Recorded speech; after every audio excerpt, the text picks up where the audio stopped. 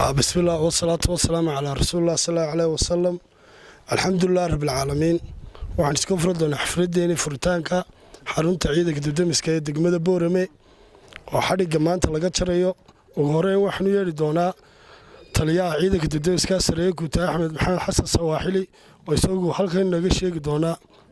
kusoo dhawaad tali. Bismillahir Rahmaanir Rahiim. Assalaamu alaykum wa rahmatullahi wa barakaatuh. waxa farxad iyo sharaf noo ah inaad maanta nagala soo qayb gashaan xafladan aan ku furino xaruntii ugu horeysay Boorame. taliyaha ciidanka booliiska mayorka magaalada Sheekh Xasan gudoomiyaha gobolka dhakhtarka taliyaha sirdoonka iyo marti sharafta ka soo qayb gashayba aad iyo aad baan idinku soo dhaweynaynaa. waxaan aad iyo aad ugu mahadnaqayaa barasaabka gobolka mayorka iyo taliyaha booliiska si fiican in nolol shaqeeyaan wixii la rabana aynu ka helno. Boorame wuxuu u baahan tahay taliskan oo kale ma aha afar xaafadood in afar xarumood laga sameeyo loo baahan yahay. gobolada imika maadaama gobolada wada gaarnay gobolada tartan bay ku jiraan. marka Boorame waxaan leeyahay yaan la idinka badinin barbarka ka baxdo waa bakeele qaleen. haddii aad maqashaan maxaa la yiraahdaa dabdamis la dhisaya adduunyada kale si hawl yar bay u dhistaan.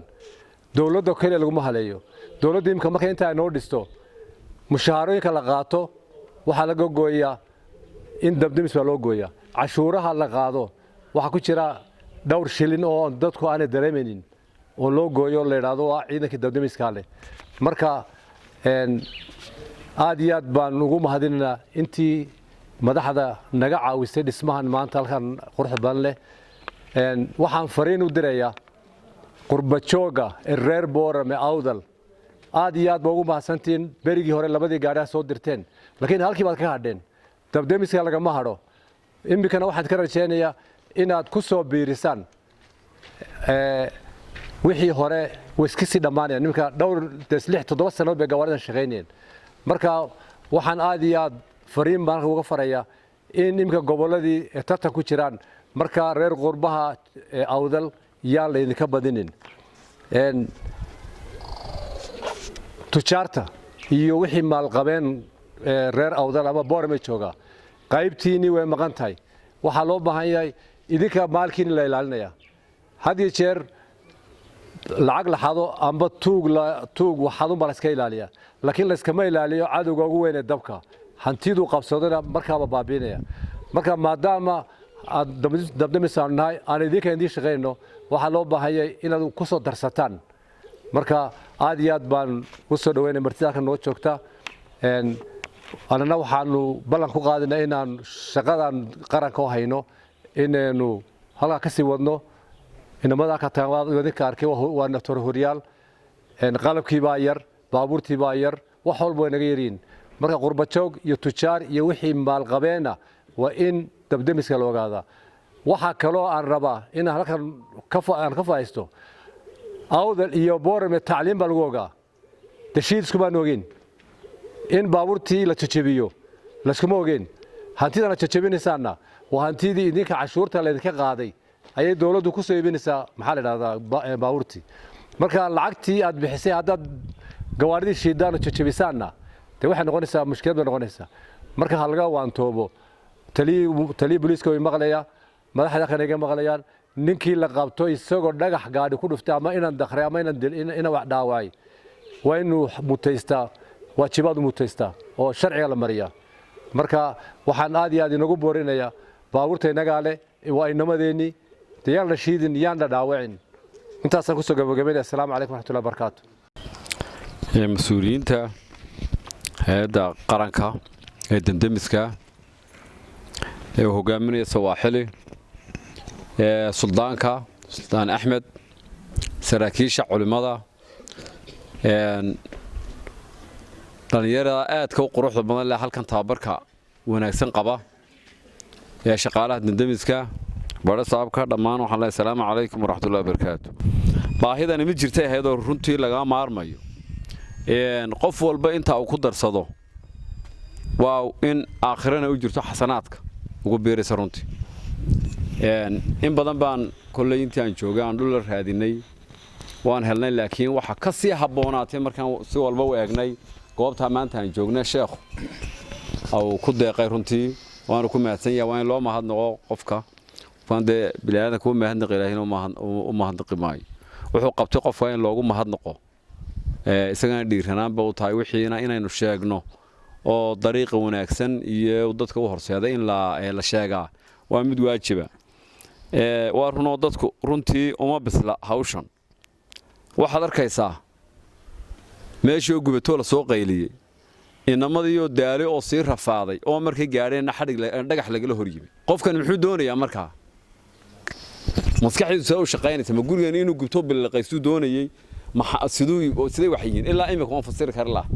dadka iyagoo loo soo gurmada shiitamaya marka dhallinyarada waxaan leeyahay ha laga waantoobo marka alla marka uu dabdhaco waa in dadka laga xidho horta ciidanka bilayskuna wuu kolley arrintaa alert buu ka yahay in horta dadka laga xidho si ay gawaarida access ugu heli karaan inay galaan amarna waan ku bixinay imikana ku celinayaa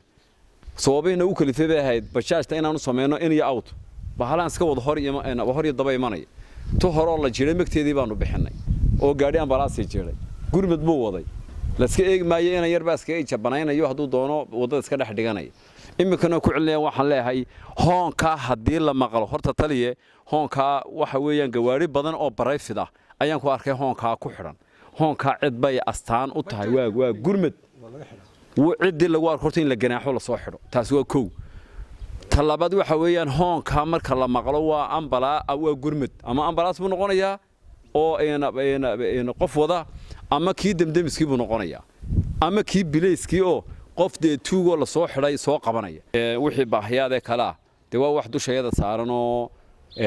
hadduu gaari jabo iyo haddii raashinkooga iyo umuurtoodii inkastoo waxyaaba weli naga qabiya ay jiraan oo dee kol haddii iminka guddi la sameeyey guddigaasaan ku wada shaqayn doonaa haddii la idhaahdo annagana wax badan naga furan oo inaan inamadiisa soo gaadhno shaqaalehe ama gaadhigii amraya ee haddana ka soo ordaya dowladdii hoose imanaya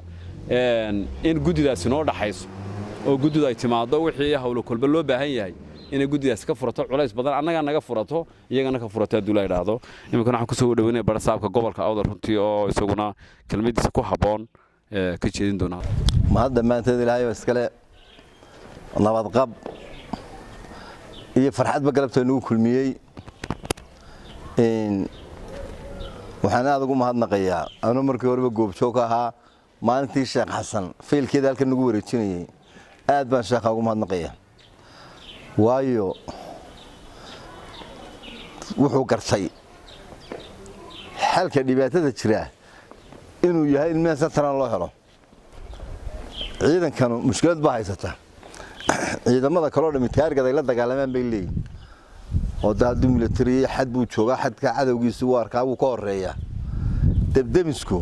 laba arrimood buu isku darsaday meel aliyaali meel cadawgiisa socaaw kaga imanaya ma oga ta kaloo ku sii darsadayna saacad weerarkaas u dhacaya ma oga waa laba qayb buu ku jiraa moogta labadiiba wax maqan marka kulley dee dhibaatooyinka marka arrintu saa tahay qacan fudaydna way u baahan tahay gley badan uu iska soo galaya waa la raagayaa dabkuna waa cadow aan tula ahayn ku tuli maaye waa cadow 5 daqiiqo chance hadduu ku helo ku baabiinaya dadkeenu laakiin waxa arkaysaa gawaarideenu iyo gaarigii dabdamiskoo daba soo hoonka tumaya ayaa laga yaabaa laba inaan yar inta laba baabuur isbarbar dhigan isaga sheekaystaan halkaas aanu maraynaa inaynu fahamnaba marka hore gaaridu dabdamiskan muxuu qabtaa wayna fahamsanayn inuu isaga gurmadu yahay kan gaariga hor dhigaya sida maayirku sheegay kullu go'aan baan ka soo saari doonaa bajaaj iyo tukhaan iyo gaari yar oo kale